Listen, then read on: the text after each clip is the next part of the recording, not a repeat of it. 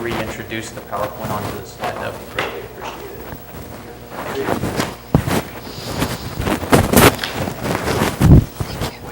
Here you go.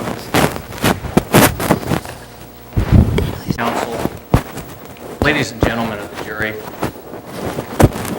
this is a case about a careful mover who had to share the road with a not so careful realtor. The mover, the defendant who I represent, had every intention in the world of getting to his destination safely. The mover was not hurried, but in downtown Columbia, we have to share the road with others. On that day, there were people who were a little bit more pressed for time, the realtor included. Even the most capable drivers in the world can't control that. My defendant, Vance Wilder, my client, has been a mover his entire life. He takes every day of that job seriously. He wakes up wanting to do the best job he can. He suits up, and he does do the best job he can. He does it with diligence. He does it with vigilance. He's experienced. His bosses are proud of him because for his bosses and for my client, it's not just about going from point A to point B across town. It's about doing a job. It's about doing a job well. It's about doing a job safely. He's done it so many times before. This was not his first go around the block.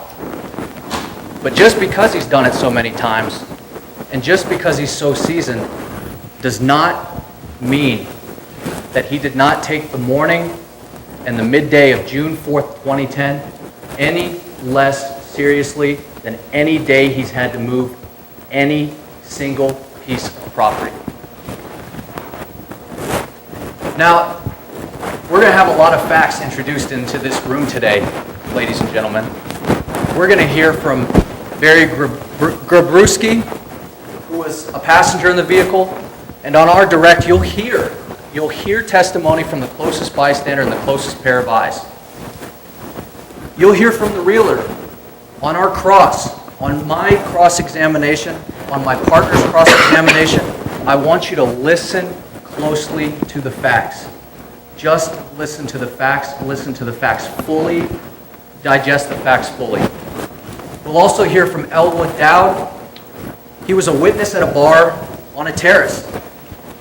He says he saw the accident. He says he saw exactly what happened. But again, follow myself, follow my partner as we go on cross and try to elicit facts from this man. You know, that day, June 4th, 2010, was a beautiful day. Ideal moving conditions, midday, sunny, no adverse conditions whatsoever. It was easy for my client to be on the lookout for any and all hazards. The truck was safe. The truck was completely safe. What would be in play that day, ladies and gentlemen, would be driver's judgments. It would be the judgment of my client. It would be the judgment of this realtor. It would not come down to machinery.